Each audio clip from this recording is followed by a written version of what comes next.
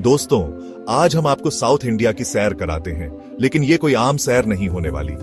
आज हम आपको तमिलनाडु के एक ऐसे शहर के बारे में बताएंगे जिसके बारे में आपने सुना तो होगा, लेकिन उसके राज बहुत कम लोग जानते हैं। जी हाँ दोस्तों, आज हम बात कर रहे हैं इरोड की, हल्दी की राजधानी, पेरियार की जन्मभूमि और छुपे हुए रत्नों का शहर। इरोड के बारे में ऐसी दिलचस्प बातें बताएंगे जो आपको सोचने पर मजबूर कर देंगी। तो भैया बेल्ट बांध लो, क्योंकि ये सफर थोड़ा लंबा होने वाला है। और हाँ, चाय पानी का इंतजाम करके बैठना, क्योंकि इरोड के बारे में सुनकर आपके होश उड़ने वाले हैं। दोस्तों, अगर आप इरोड को सिर्फ एक शहर समझ रहे हैं तो आप बहुत बड़ी गलती कर रहे हैं। ये शहर तो सोने की चिड़िया से कम नहीं है, क्योंकि यहाँ सोना नहीं बल्कि उससे भी कीमती चीज उगती है, हल्दी। जी हाँ दोस्तों, इरोड भारत के सबसे बड़े हल्दी उत्पादकों में से एक है। यहाँ की हल्दी अपनी खुशबू और रंग के लिए पूरी दुनिया में मशहूर है। इतना ही नहीं, इरोड से हल्दी दुनिया के कोने कोने में भेजी जाती है। अब आप सोच रहे होंगे कि भाई हल्दी तो हल्दी होती है, इसमें इतना खास क्या है? तो दोस्तों, इरोड की हल्दी में एक अलग ही बात है। यहाँ की मिट्टी और पानी में ऐसी जादू है कि यहाँ उगने वाली हल्दी का स्वाद और रंग निराला होता है। और सिर्फ स्वाद और रंग ही नहीं, इरोड की हल्दी में औषधीय गुण भी कूट कूट कर भरे हुए हैं। कहते हैं इरोड की हल्दी कई बीमारियों का रामबाण इलाज है। तो अगली बार जब आप हल्दी वाला दूध पिए तो याद रखना इरोड के मेहनती किसान भाइयों को, जो हमें इतनी अच्छी हल्दी उगा कर देते हैं। दोस्तों, इरोड सिर्फ हल्दी के लिए ही मशहूर नहीं है, बल्कि यह शहर एक महान समाज सुधारक पेरियार ई वी रामासामी की जन्मभूमि भी है। पेरियार कोई आम इंसान नहीं थे, वो एक ऐसे क्रांतिकारी थे जिन्होंने समाज में फैली छुआछूत और जातिवाद जैसी बुराइयों के खिलाफ जंग छेड़ दी थी। उनका मानना था कि हर इंसान बराबर है और उसे समान अधिकार मिलने चाहिए।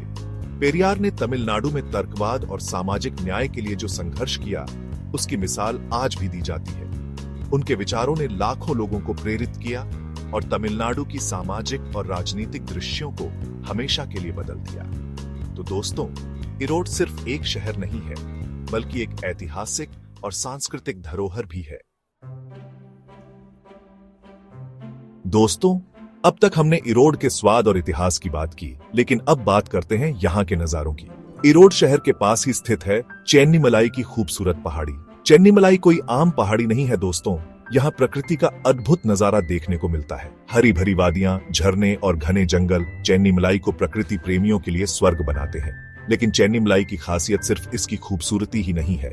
यहाँ स्थित है प्रसिद्ध चेन्नीमलाई मुरुगन मंदिर, जो भगवान मुरुगन को समर्पित है। हर साल लाखों श्रद्धालु यहाँ दर्शन करने आते हैं और भगवान मुरुगन का आशीर्वाद प्राप्त करते हैं। चेन्नीमलाई मंदिर अपनी वास्तुकला के लिए भी प्रसिद्ध है। तो दोस्तों, अगर आप इरोड जाएं तो चेन्नीमलाई की सैर जरूर करना। चैप्टर 4। दोस्तों, अब तक तो हमने इरोड के मीठे मीठे राज सुने, लेकिन अब बारी है थोड़ा गर्मा गर्म बात करने की। जी हाँ दोस्तों, इरोड अपनी मिठास के साथ साथ अपनी गर्मी के लिए भी मशहूर है। गर्मी के मौसम में तो इरोड में मानो आग ही लग जाती है। तापमान 40 डिग्री सेल्सियस को भी पार कर जाता है। ऐसे में यहाँ के लोगों को खास ख्याल रखना पड़ता है। लेकिन दोस्तों, गर्मी को भी यहाँ के लोगों ने अपना लिया है। ठंडाई, लस्सी, गन्ने का रस जैसे देशी नुस्खे ही यहाँ के लोगों का सहारा बनते हैं। और इरोड के लोगों की तरह ही यहाँ के खान पान में भी तेज मसालों और चटपटे स्वाद का बोलबाला है। तो अगर आप तेज मसाले पसंद करते हैं तो इरोड आपके लिए परफेक्ट जगह है। लेकिन ध्यान रहे, गर्मी में यहाँ जाने से पहले पूरी तैयारी करके जाएं, वरना कहीं ऐसा ना हो कि इरोड की गर्मी आपको ही न पिघला दे। चैप्टर 5।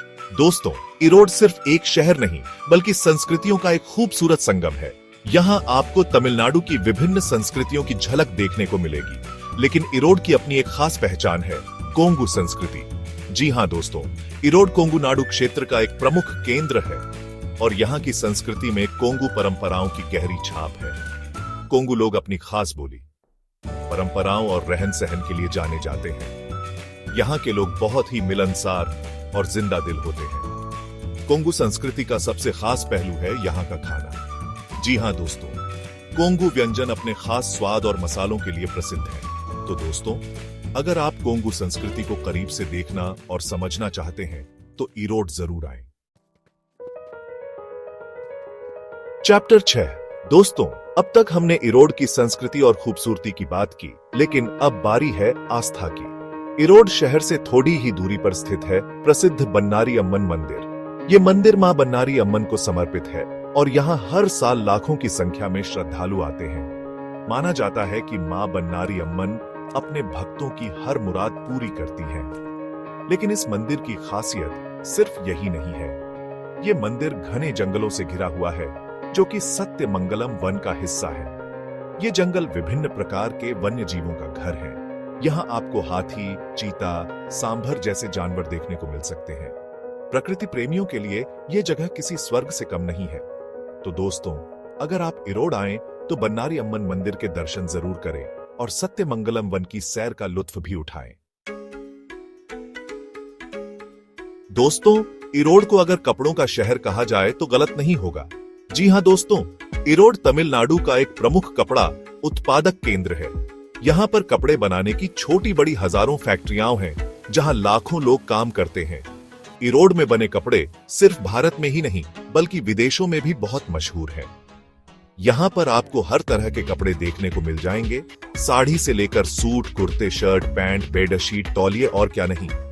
इरोड की खासियत है यहाँ बनने वाली लुंगियां, जो अपनी गुणवत्ता और डिजाइन के लिए प्रसिद्ध है। तो दोस्तों, अगर आप सस्ते और अच्छे कपड़ों की खरीदारी करना चाहते हैं तो इरोड आपके लिए सबसे बेहतरीन जगह है। यहाँ आपको थोक के भाव में भी कपड़े मिल जाएंगे। तो देर किस बात की, निकल पड़िए इरोड की सैर पर और कर डालिए जमकर शॉपिंग। दोस्तों, इरोड कोई आज का शहर नहीं है, इसका इतिहास तो हजारों साल पुराना है। जी हां दोस्तों, इतिहास के पन्नों को पलटेंगे तो पता चलेगा कि इरोड कभी व्यापार का एक महत्वपूर्ण केंद्र हुआ करता था। संगम युग के दौरान इरोड की गिनती दक्षिण भारत के प्रमुख व्यापारिक केंद्रों में होती थी। यहां से होकर कई व्यापारिक मार्ग गुजरते थे, जो इसे चोल, चेर और पांड्य जैसे प्रमुख राज्यों से जोड़ते थे। इरोड से होकर मसाले, कपड़े, रेशम, सोना, चांदी और कई कीमती चीजों का व्यापार होता था।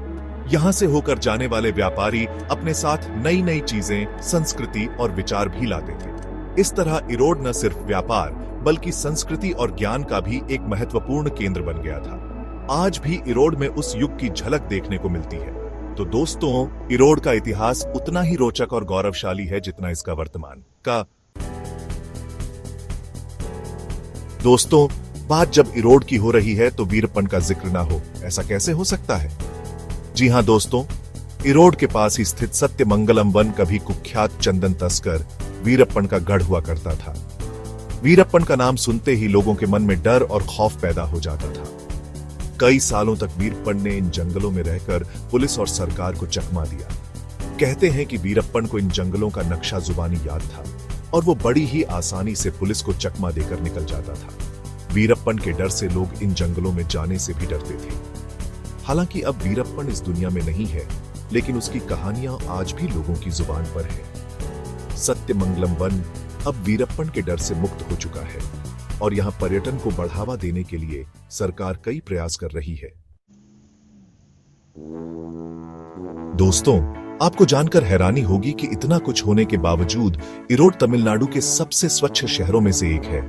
जी हां दोस्तों, स्वच्छ भारत अभियान के तहत इरोड में सफाई को लेकर काफी काम किया गया है और इसका नतीजा भी देखने को मिल रहा है। शहर की सड़कें साफ सुथरी हैं, कूड़ेदान की व्यवस्था है और लोगों में भी स्वच्छता को लेकर जागरूकता देखने को मिलती है। स्वच्छता के मामले में इरोड अन्य शहरों के लिए एक मिसाल है। तो दोस्तों, अगर आप एक ऐसे शहर की तलाश में हैं जो सुंदर होने के साथ साथ स्वच्छ भी हो, तो इरोड आपके लिए बेहतरीन विकल्प है। तो दोस्तों, ये थी इरोड की कहानी, हल्दी की राजधानी पेरियार की जन्मभूमि और छुपे हुए रत्नों का शहर। उम्मीद है आपको ये वीडियो पसंद आया होगा और आप इरोड के बारे में बहुत कुछ नया जान पाए होंगे। अगर आप भी कभी तमिलनाडु जाएं तो इरोड जरूर जाना ना भूलें। और हां, जाते जाते इस वीडियो को लाइक और शेयर जरूर करना, ताकि ज्यादा से ज्यादा लोग इरोड की खूबसूरती और संस्कृति से रूबरू हो सकें। चलिए दोस्तों, मिलते हैं अगले वीडियो में एक नए शहर और उसकी नई कहानी के साथ। तब तक के लिए नमस्ते।